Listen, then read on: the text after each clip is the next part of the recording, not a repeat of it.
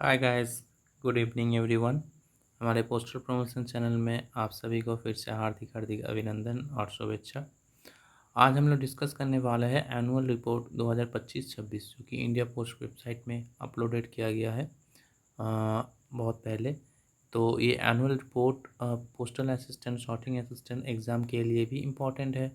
उसके साथ साथ एमटीएस और पोस्टमैन मेल गार्ड एग्ज़ाम के लिए भी इम्पॉर्टेंट है। तो आइए डिस्कस करते हैं। जितना एग्ज़ाम पर्सपेक्टिव, जितना एग्ज़ाम रिलेटेड इम्पॉर्टेंट है उतना ही हम डिस्कस करेंगे, ना उससे ज़्यादा ना उससे कम। सो पूरे वीडियो को एंड तक देखिए सीरियसली और चलिए स्टार्ट करते हैं।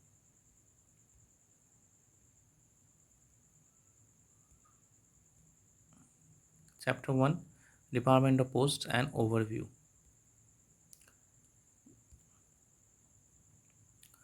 A brief institutional history of the Indian postal service, जो कि उतना इम्पोर्टेंट नहीं है। यहाँ पे इम्पोर्टेंट एक ही है, रिले स्टेशंस। क्या है? डाक चौकीस बोला जाता है रिले स्टेशंस को। वो इंट्रोड्यूस किया गया था by the ruler such as Alauddin Khalji. It was Sher Shah Suri who perfected the system. By integrating these relay points with the Grand Trunk Road, he created India's first structured express service. Horse riders and runners could relay messages swiftly across vast distances, ensuring effective administration and the continuity of governance through a constant flow of information. Next देखिए 1852 पे सिंधिया डाक introduce किया गया था Sindh reason पे, becoming the first adhesive postal stamp not only in India but also in Asia.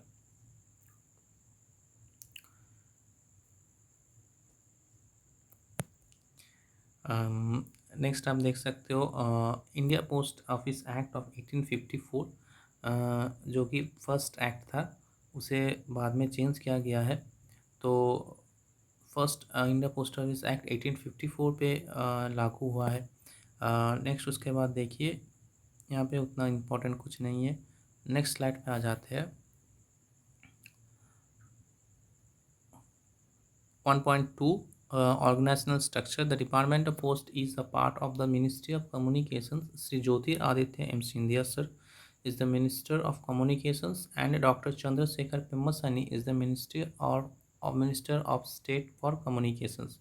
Exam perspective, ये बहुत ही important MCQ है. The Department of Post is headed by the Secretary, Government of India, who is also the Chairman of the Postal Service Board. Exam perspective ये भी बहुत ही important MCQ है।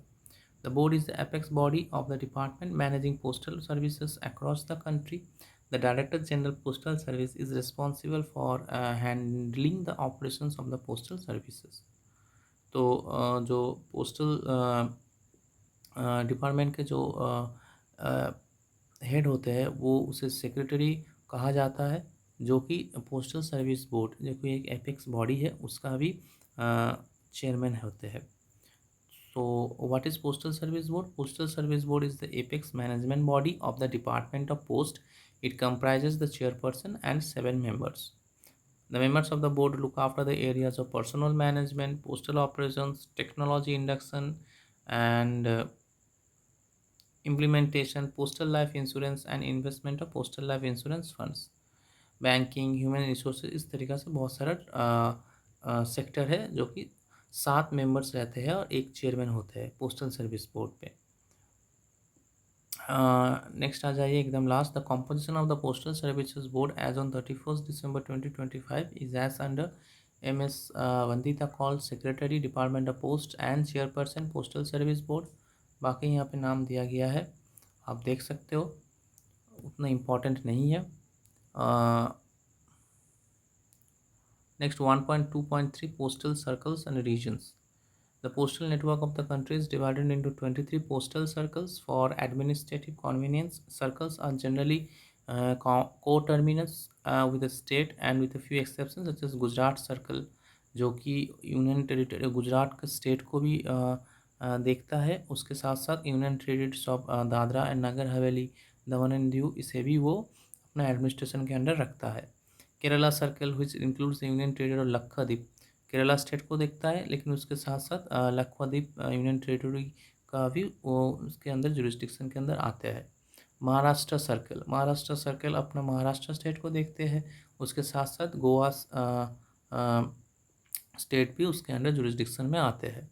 North eastern circle में 6 states होते हैं, MATN, M Meghalaya, M Mizoram, N Manipur, Meghalaya Mizoram Manipur, A for Arunachal Pradesh, T for Tripura and N for Nagaland. तो इस तरीके से आपको याद रखना है। और उसके हेडक्वार्टर होता है Guwahati. Punjab circle which administer jurisdiction the union territory of Chandigarh, Tamil Nadu circle which also administers the union territory of Pondicherry, and West Bengal circle which also administers the state of Sikkim and the union territory of Andaman and Nicobar Island. Each circle is headed by a chief postmaster general and officer of additional secretary rank. हर एक circle का जो head होता है उसे कहा जाता है CPMG यानी chief post master general. The circles are further divided into regions which comprise groups of field units called divisions. तो हर एक सर्कल को फर्दर क्लासीफाई किया जाता है रीजन्स में, और जो कि हर एक रीजन्स कुछ यूनिट्स में डिवाइड हो जाते हैं, डिवीजन सब डिविजन्स। तो डिविजन्स के हेड जो होते हैं उसको हम सुपरिटेंडेंट कहते हैं या फिर सीनियर सुपरिटेंडेंट कहते हैं। तो डिवीज़न के हेड वो पोस्टल डिवीज़न के हेड हो सकते हैं या फिर RMS डिवीज़न के हेड हो सकते हैं। Next post office head by postmaster general. Next देखिए 1.2.4 operational units. Post office in the country are categorized into head post offices, sub post offices and branch post offices, यानी कि 3 category में divide किया जाता है। Head post offices are located in important towns and cities mostly at the district level. और जो head post office town में रहता है उसे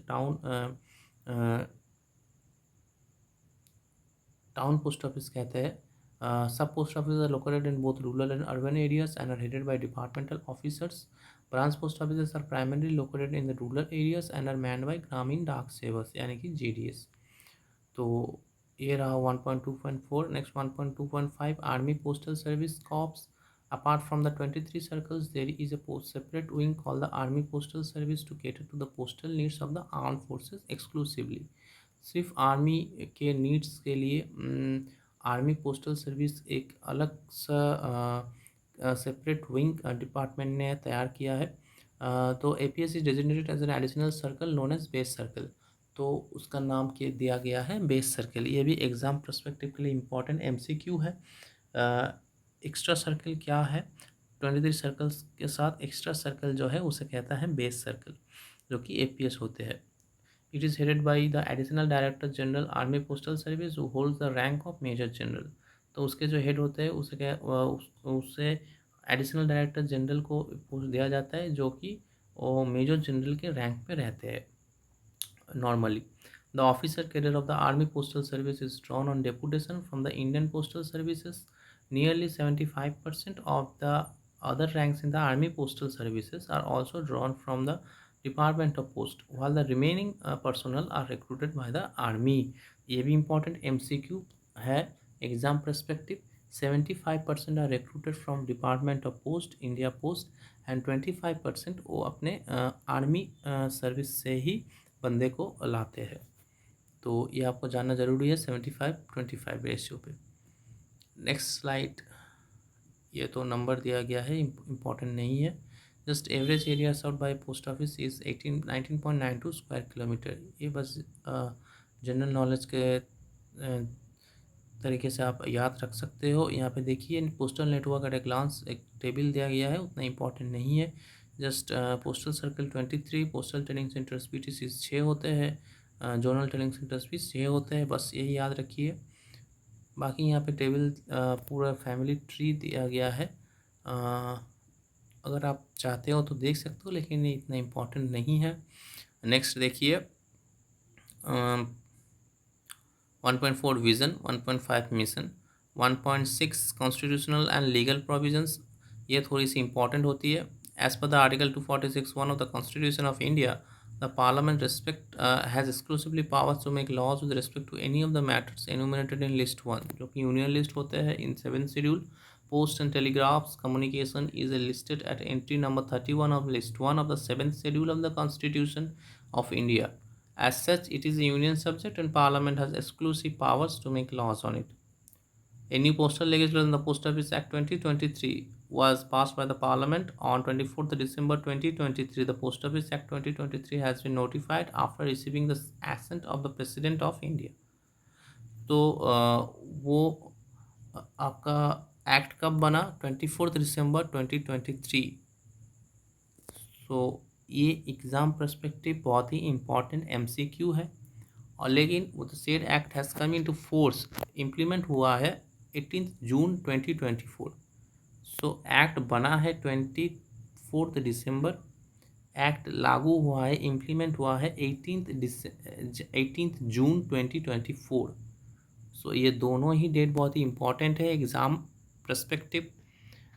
wide notification in the gadget of India bearing number SO 2352E dated 17 June 2024 thereby repealing the India Post Office Act 1898। तो ये post office act 2023 जो हुआ है, ये कौन सा एक्ट को डिलीट करते हुए या फिर कौन सा एक्ट को रिपील करते हुए ये पोस्ट ऑफिस एक्ट लागू हुआ है? 1898 के एक्ट को रिपील करते हुए ये 2023 के एक्ट लागू हुए हैं। नेक्स्ट चैप्टर 2 हम आ जाते हैं फाइनेंशियल सर्विसेज। तो इसके अंदर आप देखेंगे post office savings bank. Post office savings bank facilities available since 1882 to the remotest corner of the country. Department of post offers POSB schemes on behalf of Ministry of Finance, Government of India.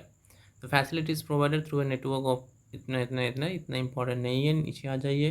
Department of post currently offers following 9 small saving schemes. तो उसमें से क्या है? POSB, post office savings bank account जो होते हैं savings account scheme. Post office savings account can be open by single person और as a joint account. Maximum 3 adult खोल सकता है और नॉमिनी मैक्सिमम 4 इंडिविजुअल नॉमिनी रह सकते हैं। तो with minimum balance of 500 rupees, जो कि आप सभी को पता है। This account has the facility of regular deposits and withdrawals. ATM, e-banking and mobile banking facilities are also available with this account. It offers an attractive rate of interest that is 4% per annum as on 31st/12/2025. Interest earned up to rupees 10,000 in a financial year is exempted from the taxable income under section 80 TTA of the income tax act. ये बहुत ही important statement है exam perspective. Amount up to rupees interest earned up to rupees 10,000 in a financial year is exempted from taxable income act 80 TTA act. National savings recurring deposit RD। Post office recurring deposit account can be opened by a single person or as a joint account up to 3 adults with a minimum deposit of ₹100 and in a multiples of 10 per month or any amount in a multiple of ₹10 for a period of 5 years. It can further be extended for up to 5 years. Further 5 years के लिए extension किया जा सकता है। It can be closed prematurely after completion of 3 years. From the date of opening of the account, and loan facility is also available after 1 year of account opening. The current rate of interest is 6.7% per annum as on 31st December 2025.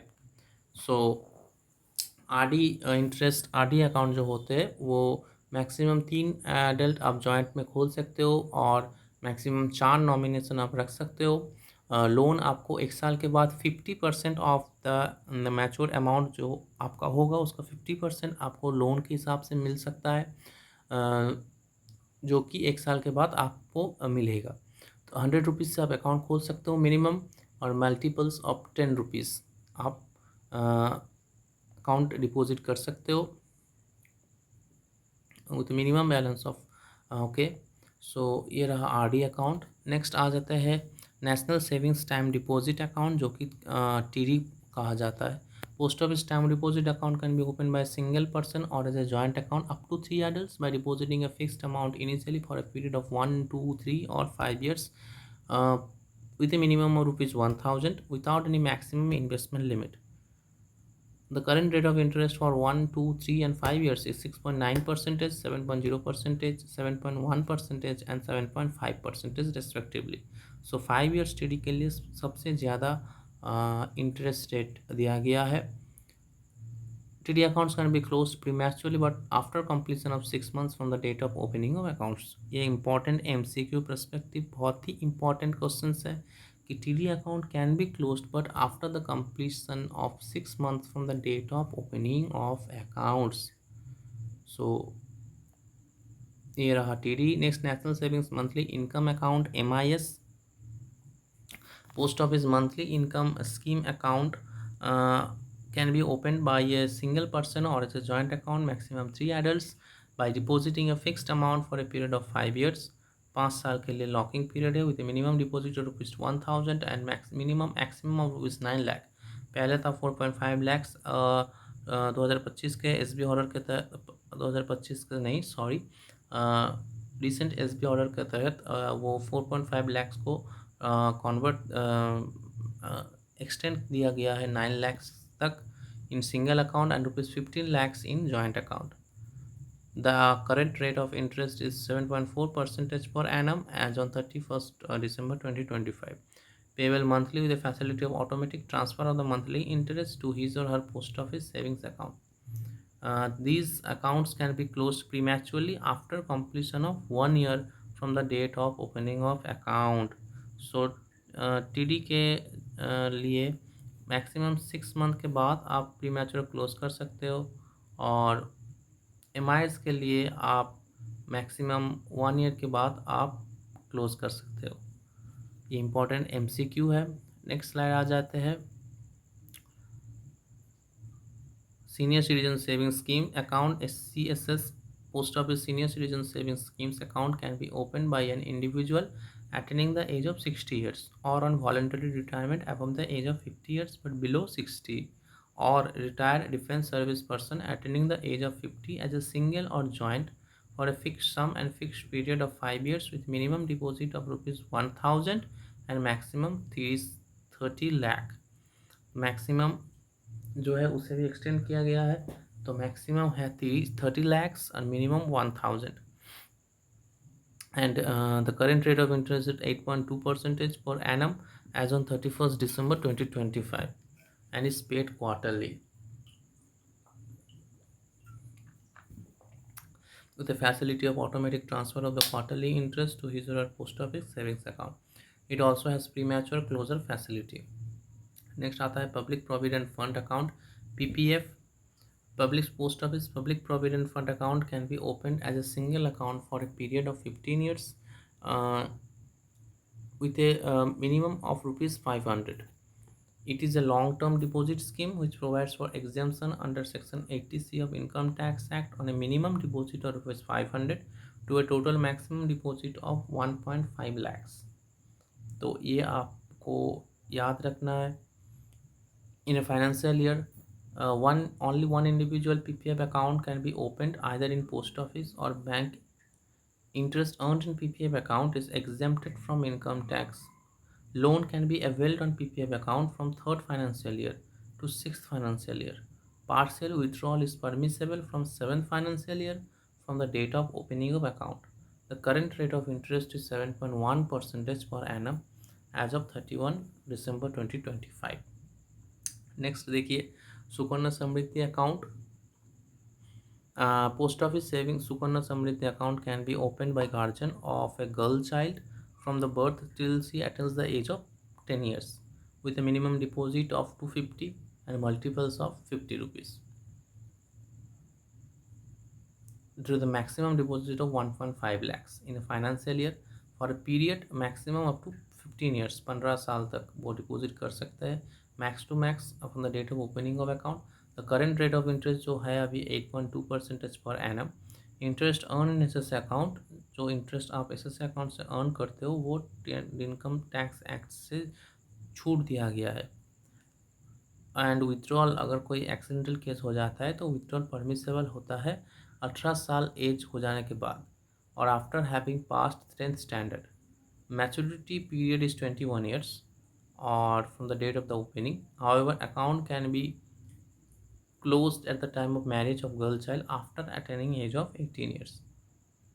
तो account आप अगर कुछ emergency चाहिए तो marriage के बाद, marriage के 1 महीना पहले या फिर 3 महीना बाद आप उस अकाउंट को प्रीमैच्योरली क्लोज करके आप पैसा विथड्रॉल कर सकते हो। Next, national saving certificate NSC। National Saving Certificate NSC can be purchased individually or on behalf of a minor person with unsound mind or with another adult as joint account with a minimum investment of ₹1,000 and without any maximum investment limit. The yearly deposit of ₹1.5 lakhs is exempted under Income Tax Act. The current rate of interest is 7.7% compounded annually.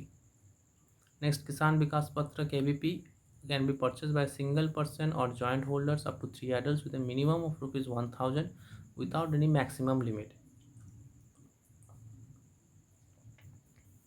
So NSC और KVP पे कोई maximum limit नहीं है. The current rate of interest is 7.5% compounded annually as on 31st December 2025. The deposit amount gets doubled in 115 months. ये बहुत ही important MCQ है. Direct questions पे आते हैं कभी कभी, या फिर 2-3 चीज़ को एक साथ रिलेट करके क्वेश्चंस आते हैं. आप अगर प्रीवियस ईयर क्वेश्चंस देखेंगे दूसरे सर्कल्स के तो आपको ये क्वेश्चंस मिलेंगे. That is 9 years 7 months. KVPs can be encashed prematurely after 2 years and 6 months from the date of purchase. New initiatives undertaken, core banking solutions, CBS.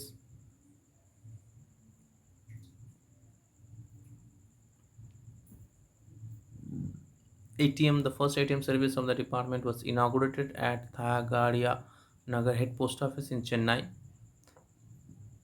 Thayagaraja, अगर मैं pronunciation गलत करता हूँ तो मुझे माफ़ कीजिएगा. These ATMs became interoperable with banks from 31st December 2016. Management of Department of Post ATM has been handed over to India Post Payments Bank (IPPB). E-banking क्या होता है? The department has provided internet banking facility to its customers and same has been extended to the branch post office savings. Internet banking users can avail the following POSB services. तो ये भी important MCQ है. क्या क्या services internet banking से मिल सकता है, ई banking से, और क्या क्या सर्विस नहीं मिल सकता है. तो opening and closing of RD account, time deposit, public provident fund, किसान विकास पत्र and national saving certificate accounts and withdrawal from PPF account, ये सब कुछ आप इंटरनेट बैंकिंग के माध्यम से कर सकते हो. Fund transfers between post office savings account and bank accounts through NEFT RTGS, ये भी आप कर सकते हो. Fund transfers from link post office savings account to link RD accounts, PPF accounts, Sukanya Samriddhi Yojana accounts, RD loan accounts and PPF loan accounts, ये भी आप कर सकते हो. Stopping of check payments, payment of PLI and RPLI renewal premium, inquiry of account balance, account details and view transaction history of TD, view mini statement of savings account, PPF accounts and RD accounts. ये सब कुछ आप internet banking यानी कि IPPB के जरिए ये सब काम कर सकते हो. तो इसे क्या कहते हैं? E banking. View nominee details, tax deduction details, lien marked in the account, view stop issued cheques, checking of status of used और अनयूज्ड चेक्स, ये सब कुछ आप इंटरनेट बैंकिंग के माध्यम से कर सकते हो. नेक्स्ट आइए मोबाइल बैंकिंग. ये क्या है? Customers of Department of Posts are also offered with a mobile banking facility from 15/2019 and the same has also been extended to the branch post office savings account holders. At present more than इतने customers using this facility. ये इतने important नहीं है. Mobile banking users can avail the following post office savings bank services: opening and closing of RD account. तो वो रहा internet banking, ये रहा मोबाइल बैंकिंग. तो मोबाइल बैंकिंग के जरिए आपको क्या क्या सर्विस मिलता है? Opening and closing of RD and time deposit accounts, fund transfer between post office savings account and bank accounts through NEFT, fund transfers from linked post office savings account to linked RD accounts, request for stop payment and revoke payment of cheques, request for new ATM card and ATM pin, payment of a PLI and RPLI renewal premium, view the account balance details and transaction history of savings account, RD, TD, PPF and NSC accounts, view mini statement of savings account and PPF account. तो ये सब कुछ काम आप mobile banking के जरिए कर सकते हो.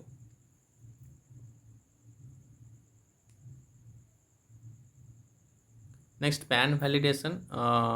Pan validation through NSDL was implemented effect from 2022 in Finacle. This facilitates verification of PAN number given by the customers at the time of opening of new account. तो पैन वैलिडेशन मैंडेटरी कर दिया गया है, तो new account opening के time आपको pan देना ही पड़ेगा.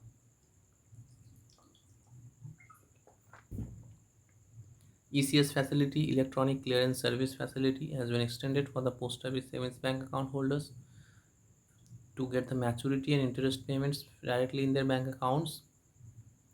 E-passbook facility. This facility has been launched on 2022 for the customers for accounts balance inquiry and get mini statement through an online web page link. Interoperability. Interoperability solution through NEFT was deployed with effect from 2022. RTGS was also deployed with effect from 2022 with IFSC code. ये आपको जानना ज़रूरी है, ये भी exam perspective में important question है. IFSC code IPOS 1234 DOP 1234 zeros and that DOP. So restriction to link one mobile number with maximum of the 5 customer information files has been implemented. Next जन सुरक्षा स्कीम. जन सुरक्षा schemes के अंदर 3 schemes आते हैं. एक होता है प्रधानमंत्री सुरक्षा बीमा योजना जो कि एक्सीडेंटल केसेस से रिलेटेड है. सेकंड होता है प्रधानमंत्री जीवन ज्योति बीमा योजना जो कि लिविंग बॉडी मतलब उसका हेल्थ रिलेटेड है. और अटल पेंशन योजना जो कि पेंशन रिलेटेड है. तो ये 3 स्कीम जन सुरक्षा स्कीम्स के अंदर आते हैं जो कि एग्ज़ाम पर्सपेक्टिव बहुत ही इम्पॉर्टेंट है.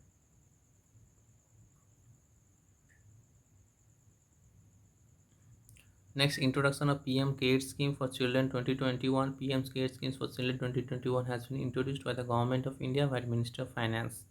Through this scheme, account of those children beneficiary were opened who had not attained the age of 18 years between the period 2020 to 21 and lost both parents or lost surviving parent or both adopted parents or sole legal guardian to COVID-19 pandemic. तो कोविड-19 pandemic के चलते जो हानि हुआ है बच्चे लोगों के, उसके बात सोचते हुए हमारे प्राइम मिनिस्टर प्रधानमंत्री ने PM care scheme for children 2021 launch किए थे. तो आइए एक बार देख लेते हैं स्कीम क्या बोलता है. Through the scheme accounts of this children were open who had not attend the age of 18 years.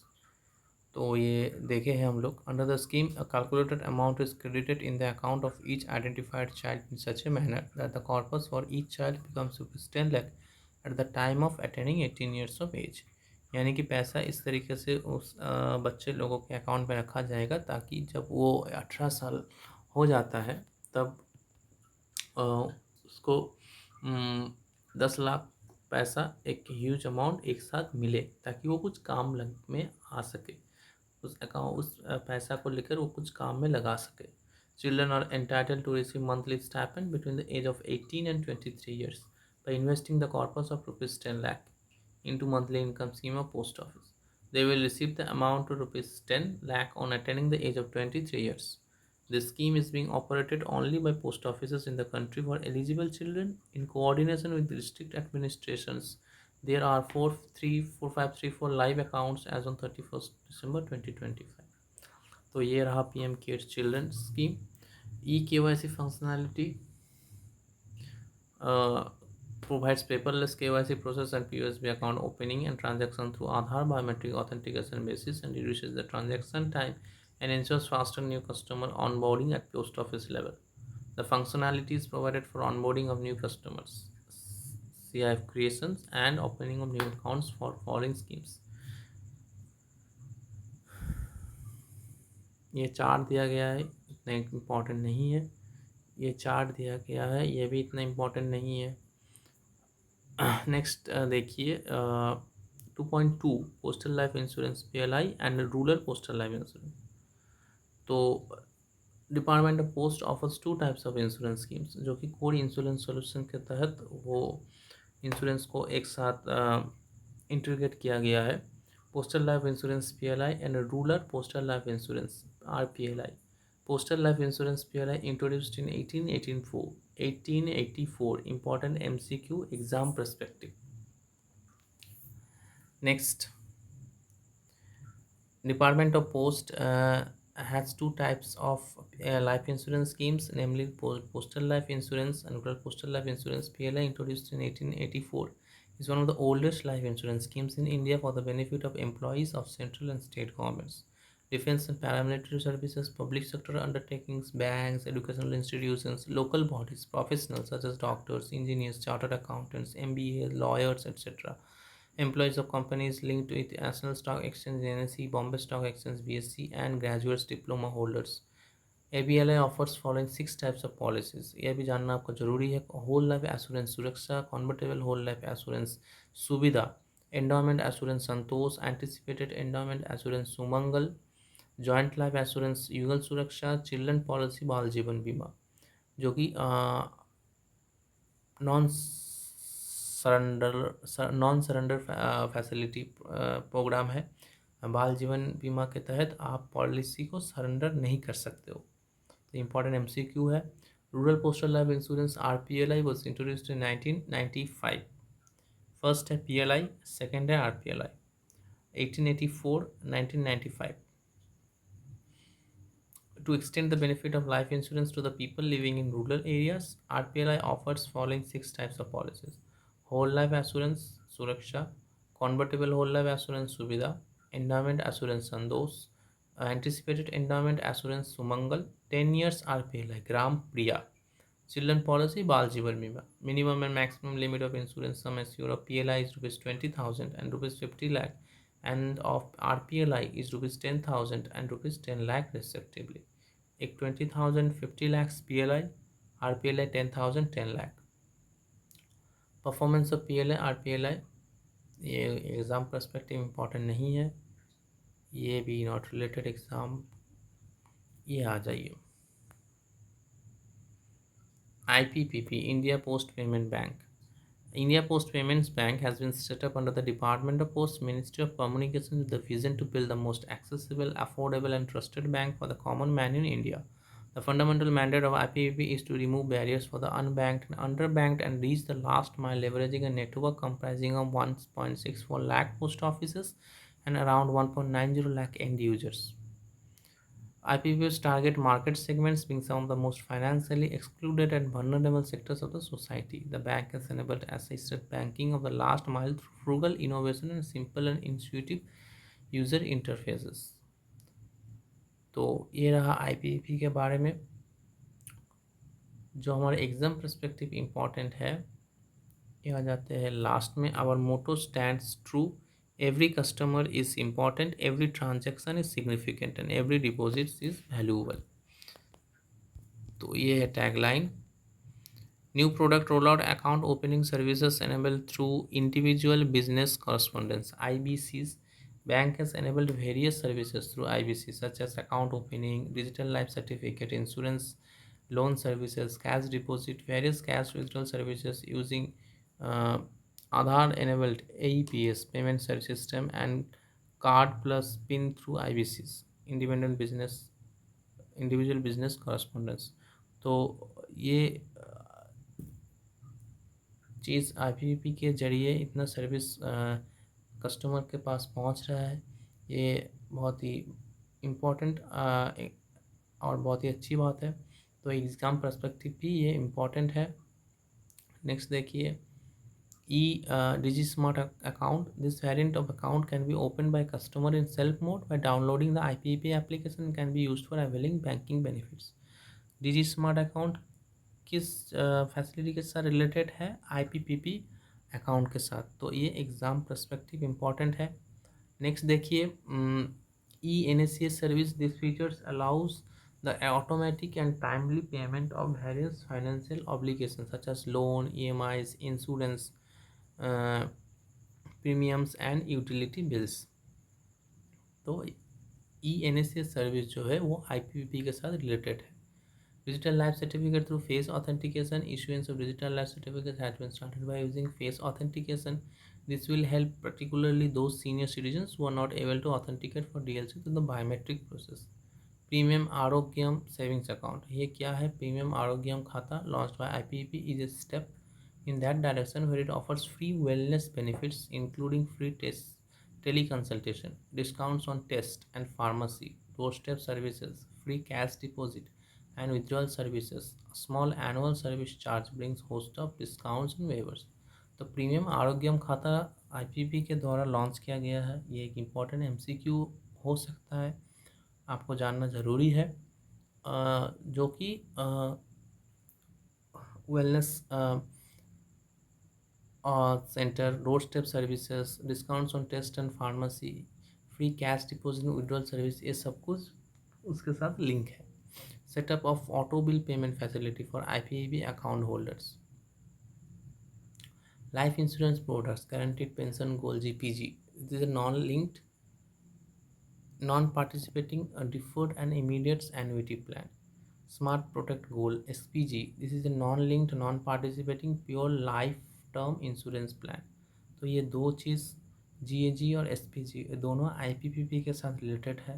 ये आपको ये दो टर्म के साथ रिलेट होना ज़रूरी है। ग्रुप एक्सीडेंट गार्ड GAG, ये क्या है? An accident is an unfortunate incident that happens accidentally and unintentionally, typically resulting in damage or injury. Group personal accident insurance protects its members against accident leading to disability or death. तो ये IPAP के साथ related है। Bharat bill payment services BBPS in mobile banking and डाक पे, ये भी IPAP के साथ रिलेटेड है। Postal life insurance, rural postal life insurance आप IPAP के जरिए आप पेमेंट कर सकते हो, तो ये एक फैसिलिटी IPPP का, ये भी जानना ज़रूरी है। Jeevan Pramaan centre JPC department has also started the facility of sending SMS to the registered mobile number of pensioners post generation of digital life certificate. Digital DLC digital life certificate बनाने के बाद IPPP के जरिए डिपार्टमेंट ऑफ पोस्ट ने एक message देने की facility start की है। तो इस चीज़ को जीवन प्रमाण सेंटर बोला जाता है।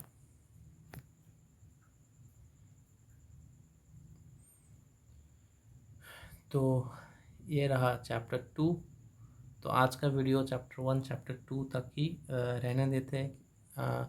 नेक्स्ट वीडियो में चैप्टर 3 चैप्टर 4 और बाकी जितने चैप्टर्स हैं धीरे धीरे एक एक वीडियो में अपलोड कर देंगे। अगर आपको अच्छा लगता हो तो प्लीज़ लाइक कीजिए और अपने दोस्तों के साथ शेयर कीजिए, क्योंकि एनुअल रिपोर्ट इम्पॉर्टेंट है PSA एग्ज़ाम के लिए, और पोस्टमैन, मेल गार्ड और MTS तीनों एग्ज़ाम के लिए ही इम्पॉर्टेंट है। कुछ कुछ टर्म्स जो है वो डायरेक्ट जनरल नॉलेज में एनुअल रिपोर्ट से ही पूछ लिया जाता है।